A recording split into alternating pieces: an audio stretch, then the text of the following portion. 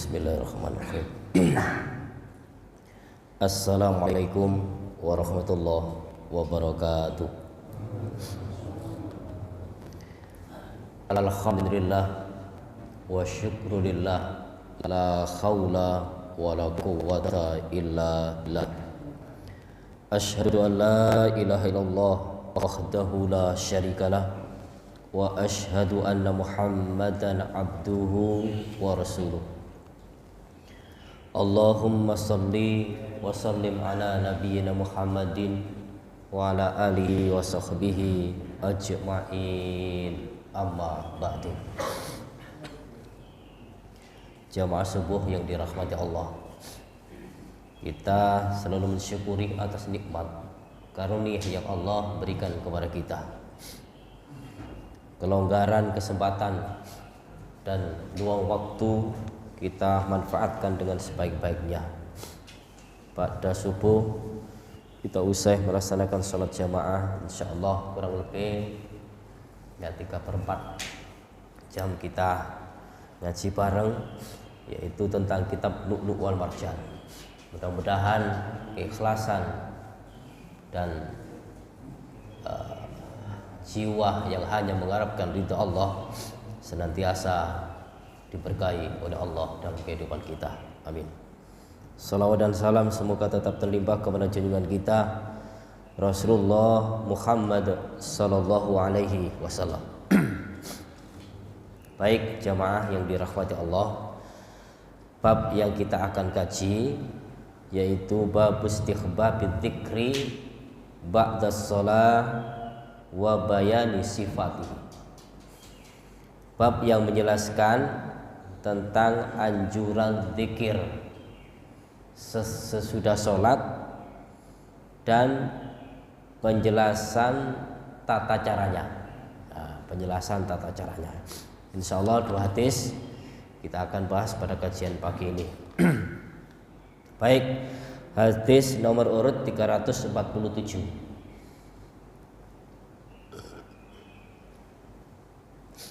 Hadisu Al-Mughirah bin Syu'bah An-Warrad. Hadis yang bersumber dari Mughirah bin Syu'bah dari Warrad, Katibil Mughirah bin Syu'bah. Warrad ini merupakan penulis, ya, penulisnya Mughirah bin Syu'bah. Qala, ia berkata, amla alayya al-Mughirah bin Syu'bah fi kitabin ila Muawiyah. Ya.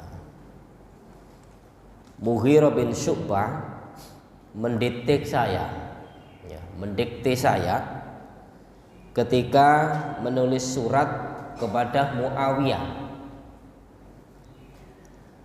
Anna Nabiyya sallallahu alaihi wasallam kana yaqul fi duburi kulli salatin maktubatin. Bahwasanya Nabi sallallahu alaihi wasallam biasa membaca zikir, ya,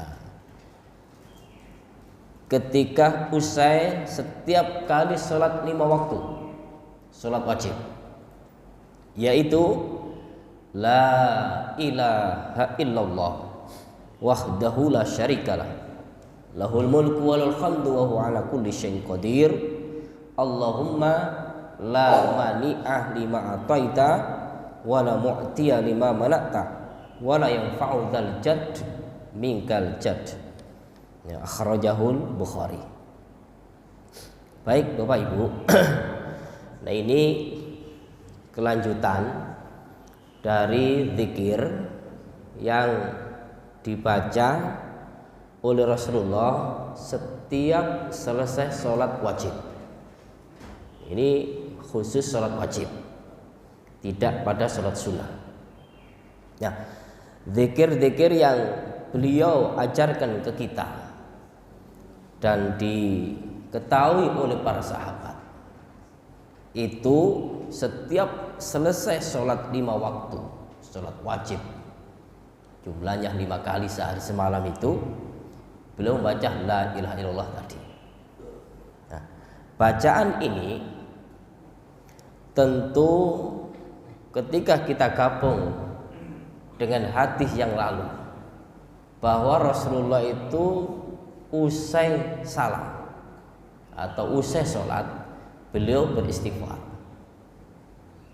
Nah, meletakkan ini karena doa-doa setelah usai sholat wajib itu banyak, sehingga susunannya Rasul ketika selesai sholat maka beliau beristighfar sebanyak 3 kali.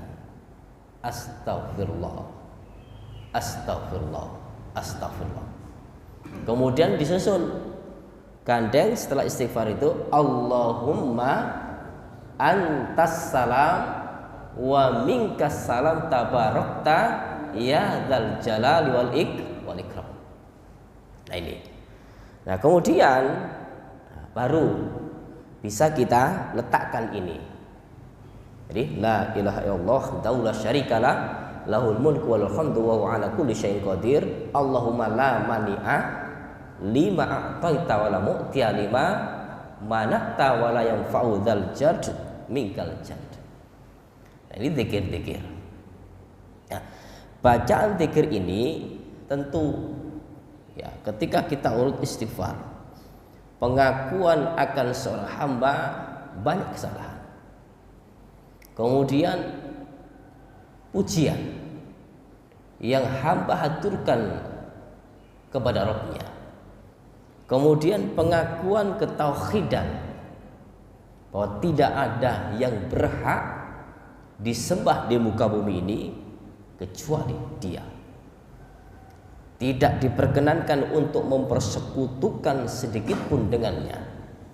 Dialah yang terpuji dan Dia maha segala sesuatu ya kuasa.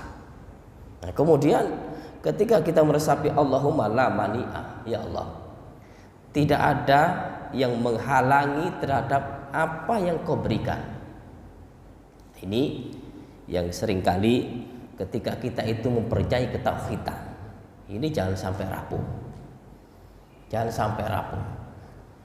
Bahwa kita yakini, ya Allah, tidak ada yang menghalangi terhadap apa yang Kau berikan. Jadi rezeki yang Allah berikan kepada hamba ketika dekat, nah, ketika dihalang-halangi oleh orang lain, kita tidak usah ribet, nggak usah sedih. Mungkin bisa jadi saat ini belum waktunya, karena ada penghalang. Tapi penghalang ini bukan berarti menghalangi terus, ya, bukan berarti menghalangi terus. Tapi kita harus yakin bahwasanya ketika Allah memberikan rezeki kepada kita, saat ini terhalang, maka di lain waktu Allah akan berikan. Nah, ini kesyirikan, ya, yang banyak terjadi di masyarakat itu menghalang-halangi rezeki. Ya, contohnya dodolan. Ya, tiga lemah biasa lemah nopo. Diwuru-wuri ini warungi ini toko nih, iku lemah-lemah kuburan. Makanya ini pengalaman di lapangan itu banyak sekali di masyarakat. Seminggu yang lalu dia itu nangis saja, seorang ibu, berat badannya ini sampai ke punggung. Kita jumpai menangis. Ibu kenapa? Takut. Toko ibu gimana? Ini sekarang sudah sepi. Sudah sepi. Ternyata pengakuannya ya ini seringkali dilempari lemah. Ya, tanah-tanah kalau enggak tanah kuburan, tanah mana lagi itu. Karena kepercayaan orang-orang ahli dukun itu ngambil tanah kuburan, dibungkus, nanti sawurkan ke depan tokonya atau warungnya. Nah itu. Nah sekarang kalau sudah masuk ke situ, ini ganggu ke orangnya, gitu.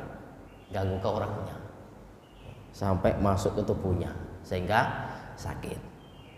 Ini banyak. Kemudian dia kurang lebih 3 hari yang lalu datang lagi.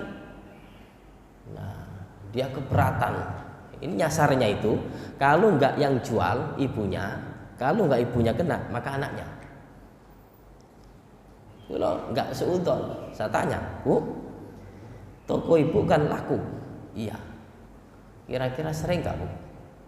Ada tanah kuburan yang ya dilemparkan ke depan ibu itu sering kali Pak. Sering kali. Nah itu. Jadi sasarannya itu tokonya sistemnya gini. Jadi lemah kuburan kan disebari jin-jin itu. Lah jin itu kan iso gede. Jin itu bisa membesar. Nah bisa jadi membesarnya itu sudah besar itu ukurannya nggak terukur. Tapi kalau sudah kecil, kecil itu sampai ke titik masuk ke akik. Kan kadang-kadang akik itu kan punya kekuatannya. Itu masuk ke situ jinnya itu mengecil itu bisa 1 titik itu cukup. Karena ini memang kekuatannya Allah berikan kepada jin itu. Nah ketika keluar, wah jadi besar. Nah jin itu kalau sudah diletakkan di depannya toko, di depannya warung, di depannya rumah, itu tutupi belak. Loh, sehingga tokonya buka, orang mau beli kelihatan tutup. Hanya itu, hanya itu. Jinnya ya tengok-tengok ngarep. Ditutup sampai awak gede ini sangune iku. Maka ketika ditanya, kamu ini kok gak pernah buka? Loh, saya setiap hari buka gitu. Setiap hari buka. Tapi ternyata apa? Orang mau beli, ternyata dia bilang tutup tokomu dan tidak kelihatan. Nah, kalau gitu Bapak Ibu, ketika kita yakin bahwa itu kesyirikan, maka ketika kita yakin juga Allahumma la mani'ah lima ataita. Ya Allah, tidak ada yang menghalangi terhadap yang Kau berikan. Saat ini dia berhasil karena jalurnya adalah jalur jahat.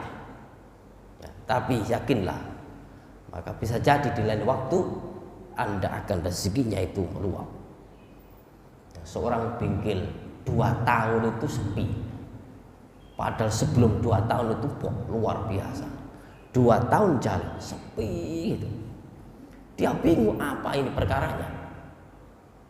Ternyata dilei di tempat bengkelnya itu. Ya, mendapatkan bungkusan itu. Wah, ini penyakitnya. Malam-malam sholat bungkusan kemudian dibakar. Besok itu langsung ada orang datang pada motor beberapa. Loh, bengkelnya mulai meluap lagi. Itu kejahatan seseorang itu ini luar biasa. Urusan dunia. Dia tidak suka, ya, tidak suka kepada orang yang rezekinya banyak. Tidak suka. Padahal rezeki itu sudah diplot oleh Allah. Kenapa kita harus iri?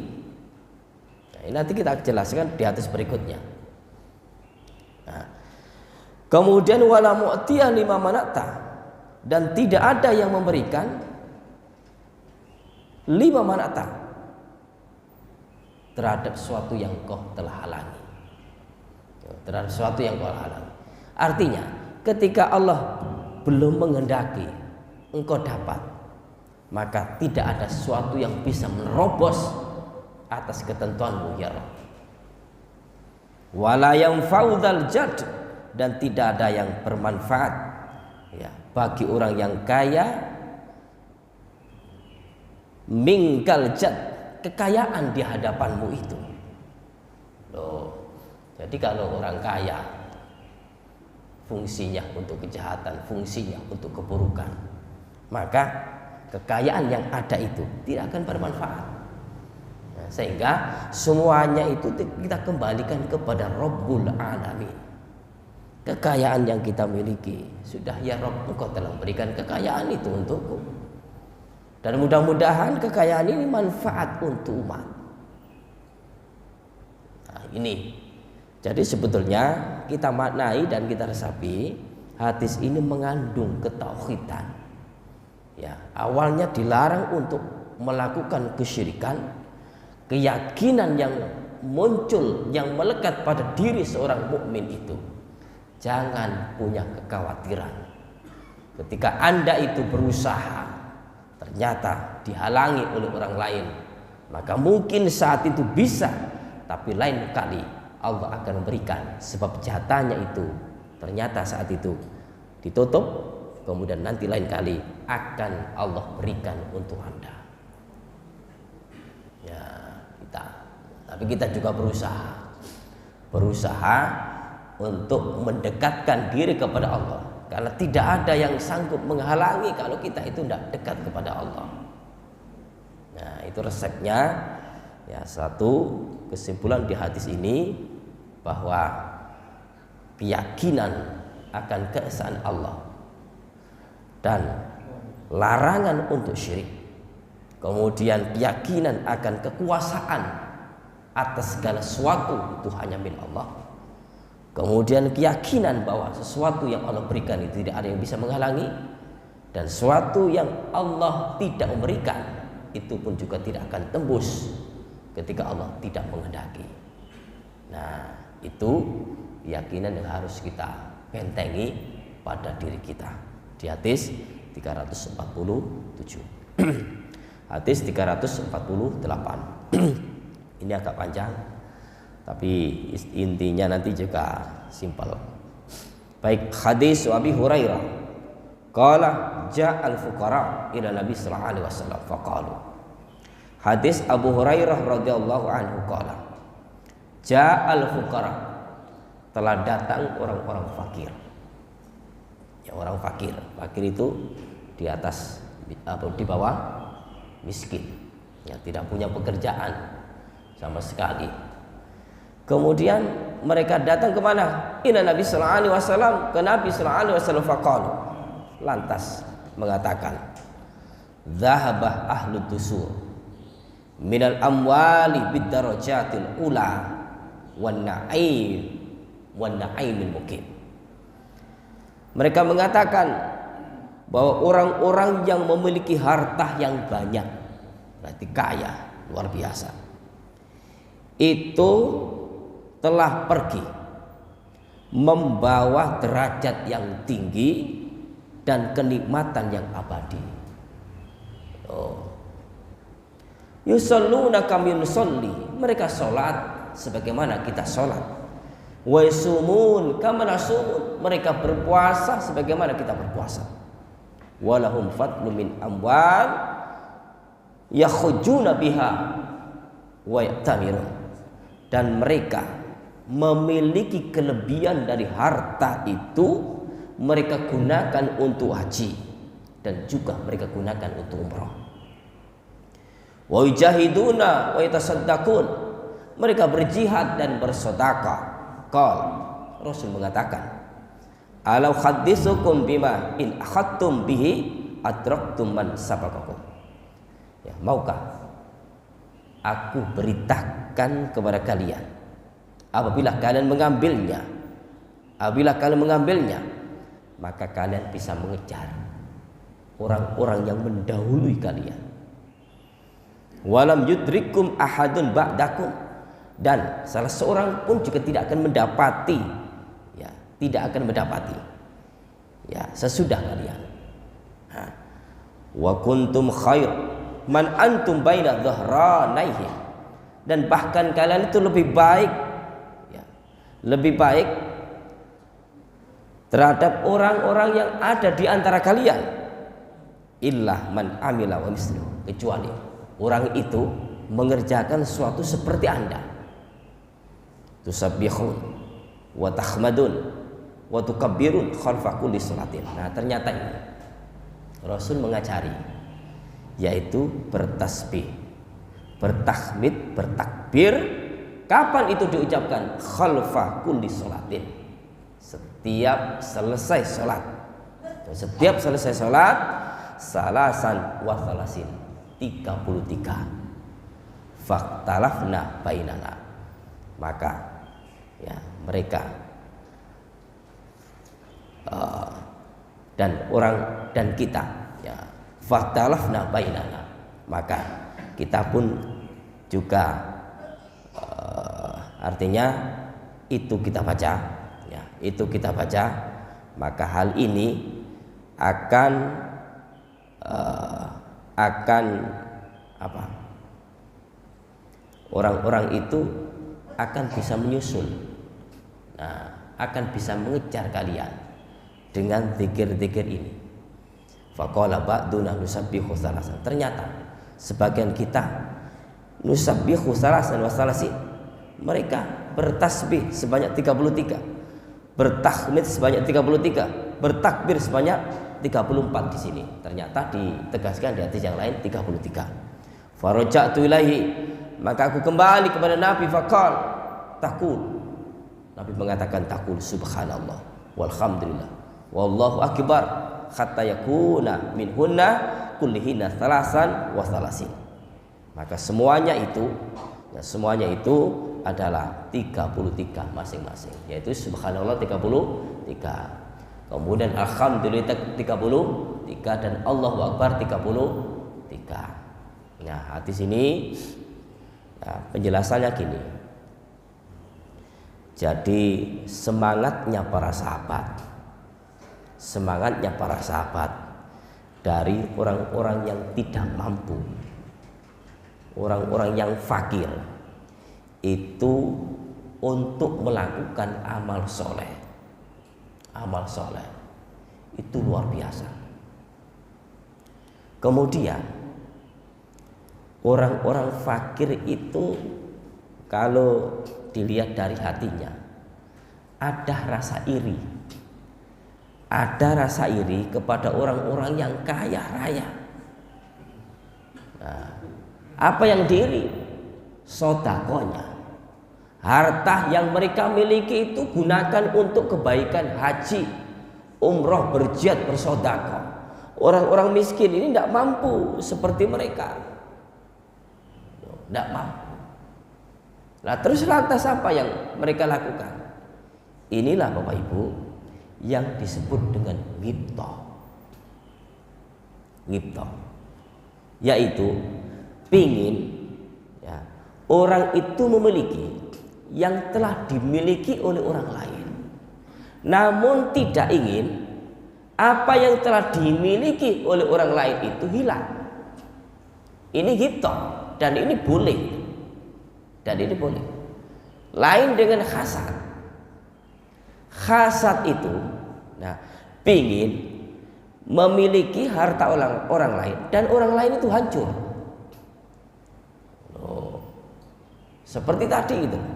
Kalau kita Allahumma la mani'a, yaitu pingin orang-orang yang berjualan kelihatan laris itu sudah tidak ia dapati.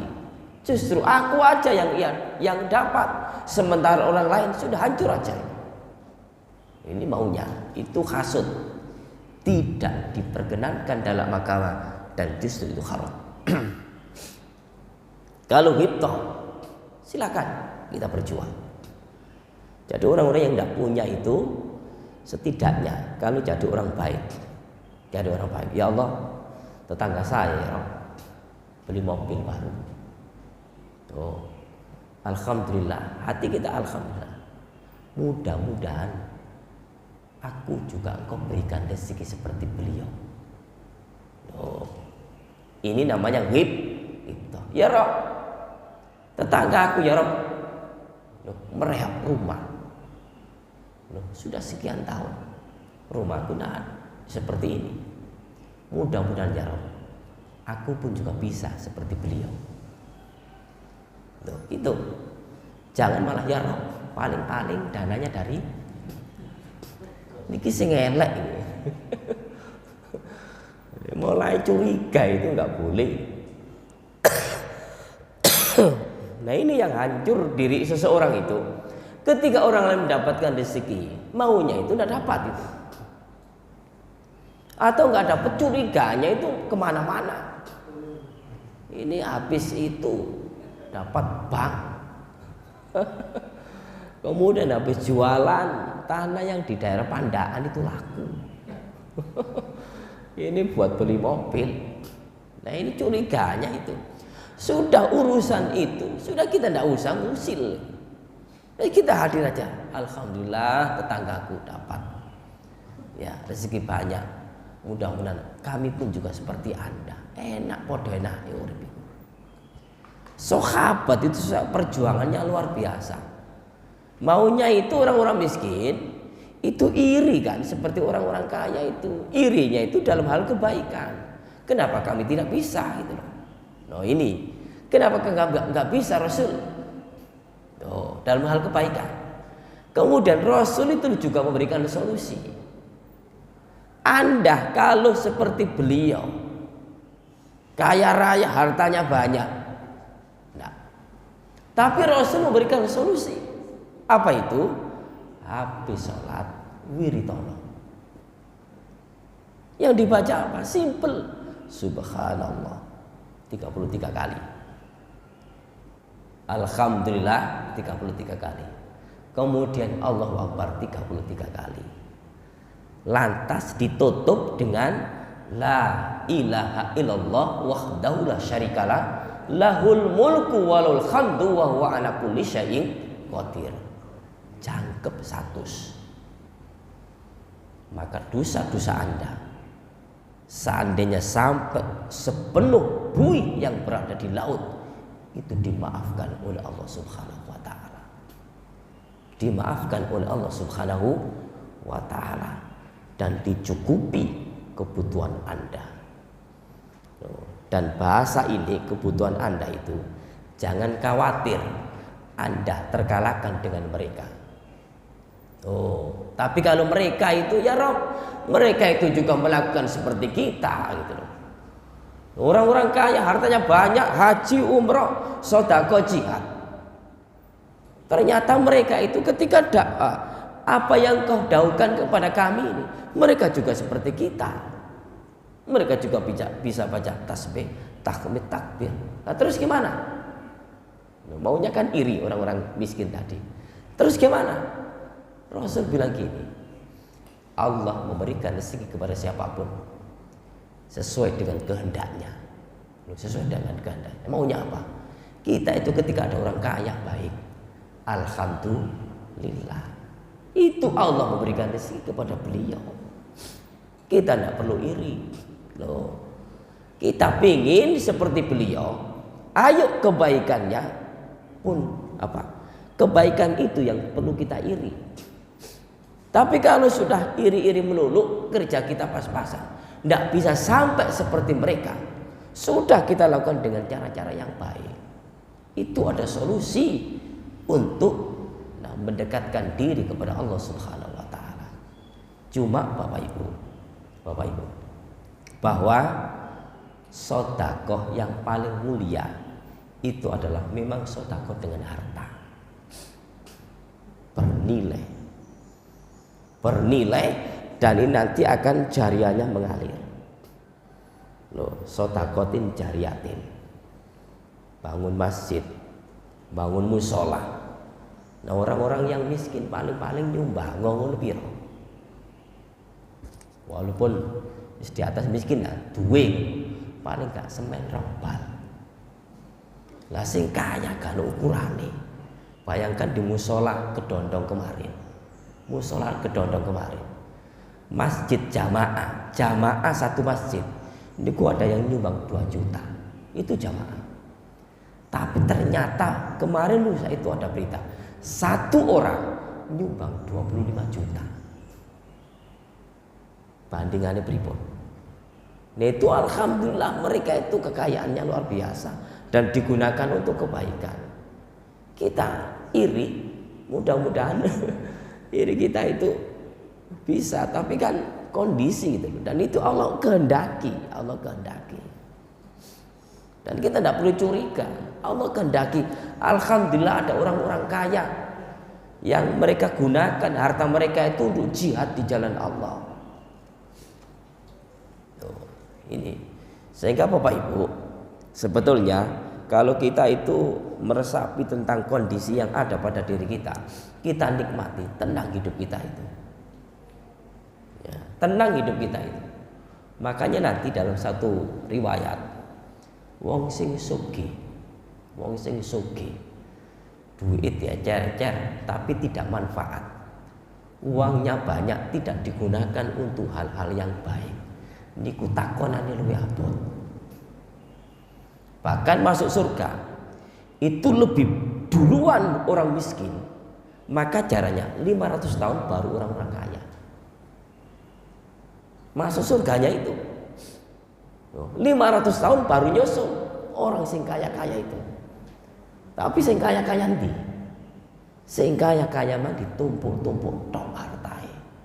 Senengane ditabung nang bank. Dituduhno rekening kuwi lho sampeyan. Ono sumbangan ditutup. Gak tahu ngomong. Nek ono api-api gak ngomong. Ya ono berita rek. Bangun musala. Cep. Mantep. Tapi nek gak ono apa-apa diudal duwike. Iki lho nang bank sampeyan. Lho, niki sing takonane luwih akeh nanti ngene akhirat. Tapi kalau hartanya banyak mereka gunakan untuk jihad, mereka gunakan untuk kebaikan, maka bisa jadi akan cepat masuk surganya. Abdurrahman bin Auf itu kekayaan orang yang ada di dunia ini itu nggak sebanding paling berapa triliun orang-orang yang ada di dunia ini. Nomor satu yang paling kaya berapa? Paling berapa triliun? Lah Abdurrahman bin Auf itu diperkirakan 72 ribu triliun. 72 ribu. Paling dunia di dunia 70 ya, itu 72 triliun. Nah, itu kekayaan kita tidak sebanding. Ternyata Rasul itu pernah menyampaikan, wahai Abdurrahman, engkau nanti akan masuk surga, akan sulit engkau dapati. Kupuh Abdurrahman. Akhirnya pinginnya itu jadi orang yang wis kere ngono. Ternyata apa? Kekayaannya meluap. Namun apa? Dia gunakan untuk jihad. Tapi kenyataannya dijudge oleh Rasulullah. Inilah orang-orang yang surga tanpa hisab.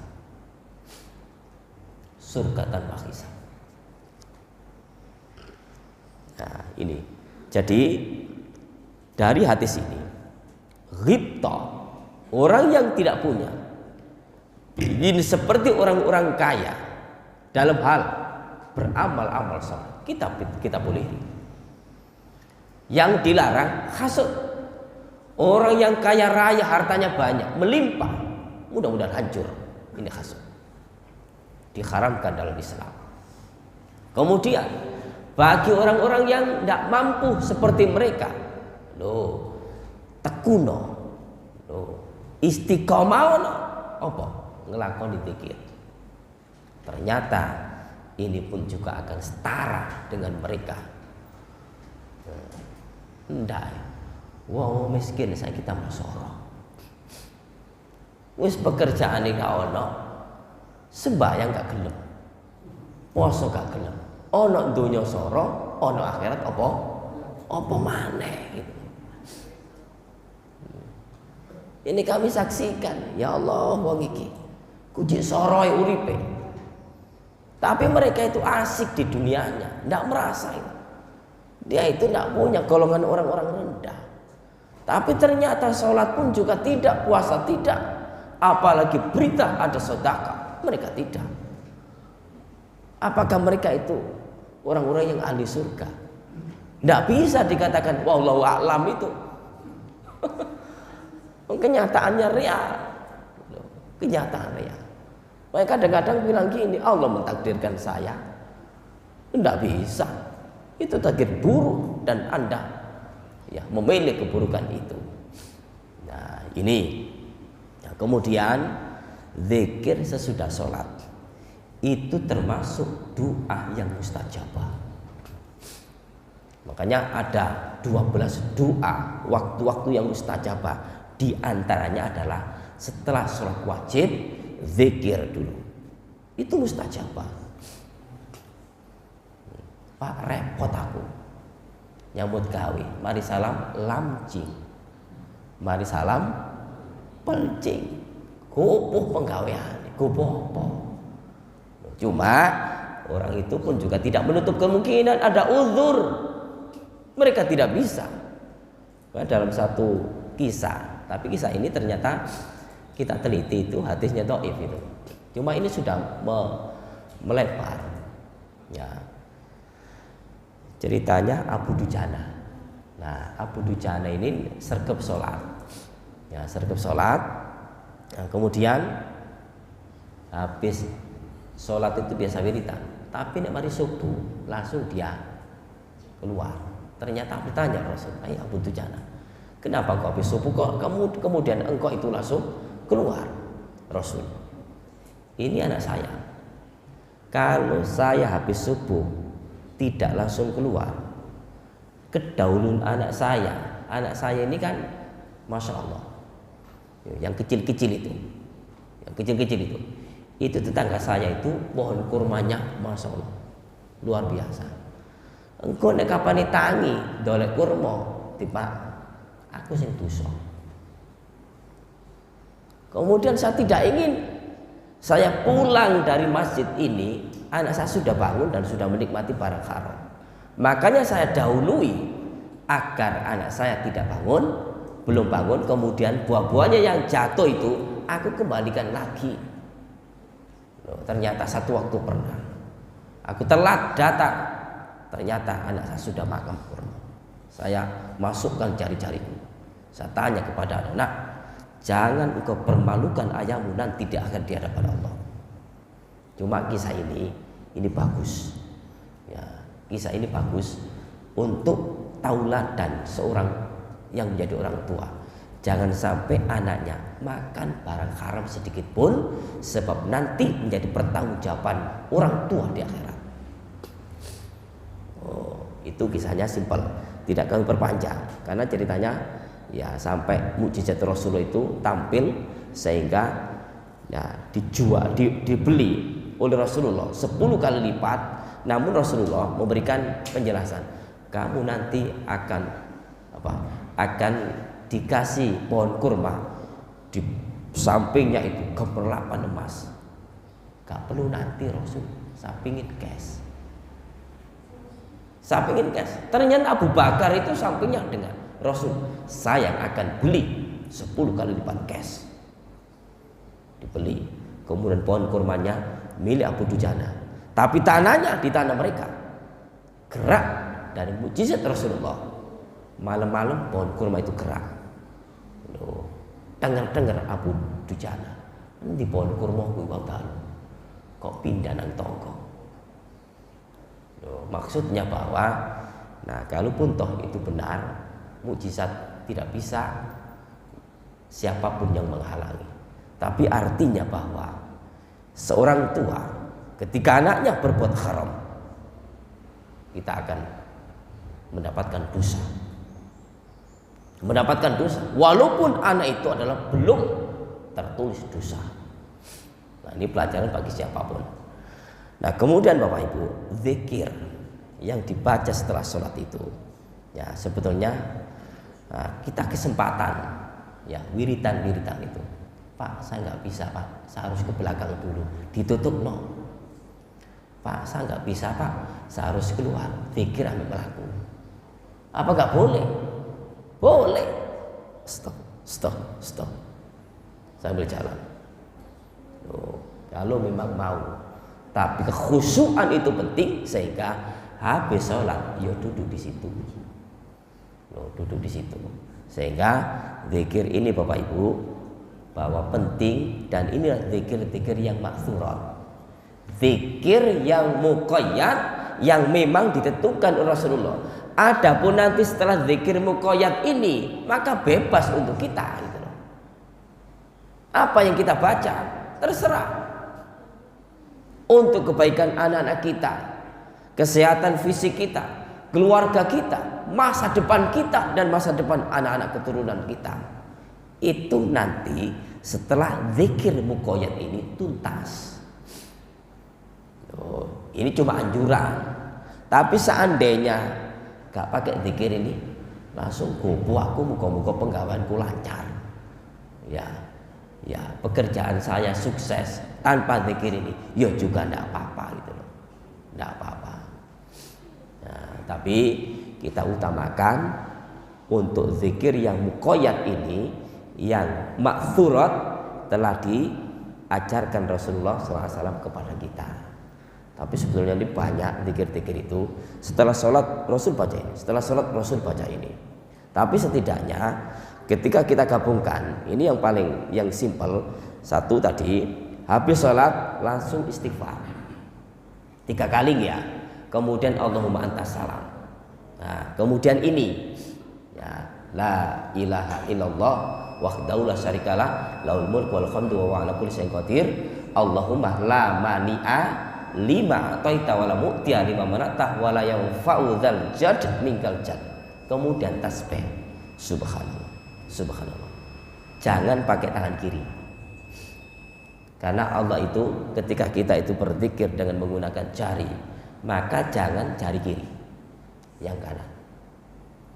Subhanallah subhanallah sampai 33. Kemudian ditutup dengan la ilaha illallah wahdahu la syarikalah lahul mulku wal hamdu wa huwa ala kulli syai'in qadir. Kalau memang itu simple seperti itu, monggo. Kemudian tambah doa-doa yang lain. Tapi sebetulnya ada doa-doa juga itu yang maksurat. Tapi cukupkan seperti itu, cukup, tidak apa-apa. Kemudian ditambah dengan doa-doa yang kita inginkan. Pun, ngoten.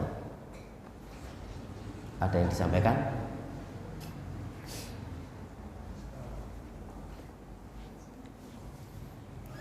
Cukup? Mudah-mudahan ya simpel bahasan tentang zikir ba'da sholatul wajib, ya sholat maktubah ini memberikan sebuah ilmu bagi kita sehingga kita selalu istiqomah dalam berzikir yang Rasul sampaikan kepada kita, sehingga kita benar-benar memanfaatkan waktu yang tersedia, karena doa di waktu setelah sholat itu adalah doa yang mustajabah. Apa yang kita inginkan dikabulkan oleh Allah Subhanahu wa taala. Akhir kalam kita tutup dengan doa kafaratul majelis. Subhanakallahumma wa bihamdika asyhadu an la ilaha illa anta astaghfiruka wa atubu ilaik. Wassalamualaikum warahmatullahi wabarakatuh.